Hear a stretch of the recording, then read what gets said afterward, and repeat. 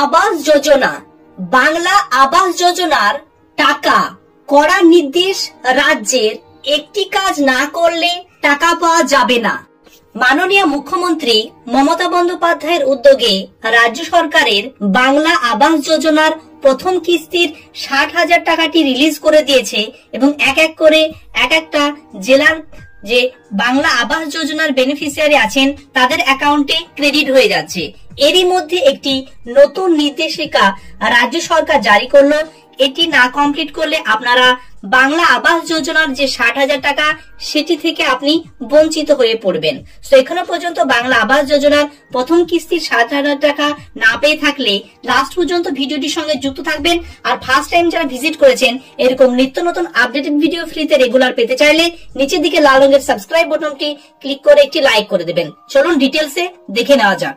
পশ্চিমবঙ্গ রাজ্য সরকার ভোট প্রচারের প্রতিশ্রুতি হিসাবে বলেছিল লক্ষ্মীর ভান্ডার প্রকল্প চালু করবে, সে মতো সে প্রকল্প চালু হয়েছে 2021 সালে।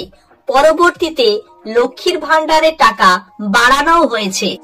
এবারের ভোট প্রচারে অভিষেক বন্দ্যোপাধ্যায় জোর দাবি তুলেছিলেন, যদি কেন্দ্রীয় সরকার আবাস যোজনার টাকা না দেয় সেক্ষেত্রে বাংলার বাড়ি নামে রাজ্য সরকার নিজের তহবিল থেকে বাড়ি বানিয়ে দেবে উপভোক্তাদের। সেই প্রতিশ্রুতি রাখলেন মমতা বন্দ্যোপাধ্যায়ের সরকার এবং ইতিমধ্যে অ্যাকাউন্টে বাড়ি বানানোর যে প্রথম কিস্তি টাকা রিলিজ করার সঙ্গে সঙ্গে অনেকেই পেয়ে গিয়েছেন এবং এখন অনেকে অপেক্ষা করছেন।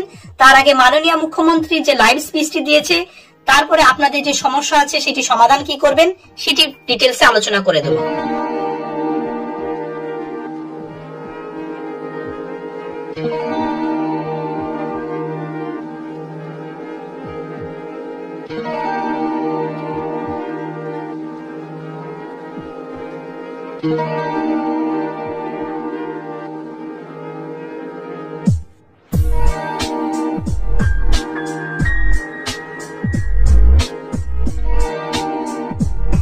সার্ভে এত করা ছিল, প্রায় 36 লক্ষ সার্ভে করা ছিল কেন্দ্রীয় সরকার।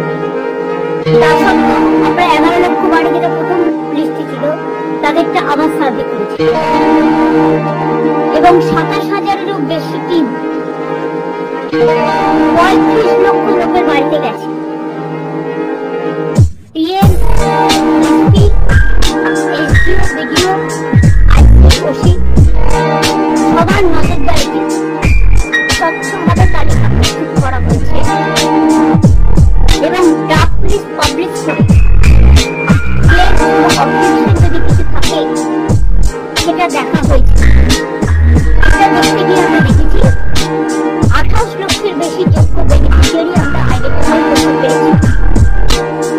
এদের মধ্যে থেকে আমরা 12 লক্ষকে আজকের মধ্যে দিয়ে দিচ্ছি। কেন্দ্র যদি না দেয় আরো যে বাকি থাকবে 16 লক্ষ, যেটা আমরা বেনিফিশিয়ারি যারা যোগ্য পাওয়ার জন্য আইডেন্টিফাই করেছি, তাহলে আমরা দুটো কিস্তিতে আগামী 6 মাস, তারপরে 6 মাসে 26-এর প্রথমের মধ্যেই আমরা দিয়ে দেব। এই যে 12 লক্ষ দেওয়া হচ্ছে মানে বাকি থাকছে এখনো 16 লাখ, তাই তো? এই 16 লাখ বাকি থাকলে আমরা মে জুনের মধ্যে দিয়ে দেবো 8 লক্ষ এবং আবার ডিসেম্বর জানুয়ারির মধ্যে দিয়ে দেবো আরো 8 লক্ষ। প্রথম কিস্তিতে পাবেন এবং সেকেন্ড কিস্তি যখন 60,000 টাকা কাজ হয়ে যায় সেকেন্ড কিস্তি তারা পেয়ে যাবে। এবং কেন্দ্রীয় সরকার এতদিন দেয়নি,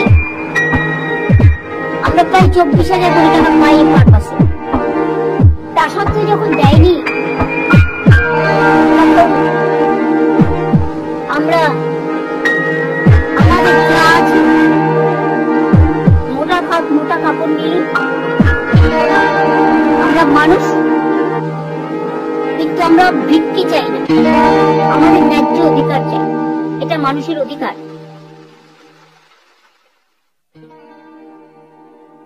আমরা যেমন সার্ভে করেছি তেমনি সরাসরি মুখ্যমন্ত্রী পোর্টালেও অনেকে অ্যাপ্লাই করেছে সেটাও আমরা সার্ভের মধ্যে ঢুকিয়ে সেটাও আমরা সার্ভে করে যোগ্য পরিবারকে বেছে নিয়েছি। টাকা ঢোকার ক্ষেত্রে কড়া নির্দেশ দিল রাজ্য সরকার।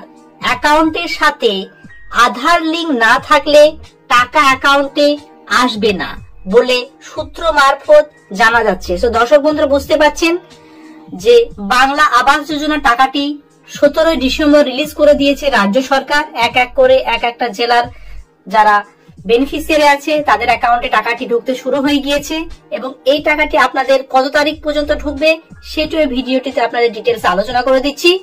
এছাড়াও যে আপনাদের এখনো অ্যাকাউন্টের সঙ্গে আধার লিংক না হয়ে থাকলে শীঘ্রই আপনার আধারটি আপডেট করে নেন এবং আপনার অ্যাকাউন্টটি অ্যাক্টিভ আছে কিনা সেটাও একবার ব্যাংকে গিয়ে চেক করে নেন।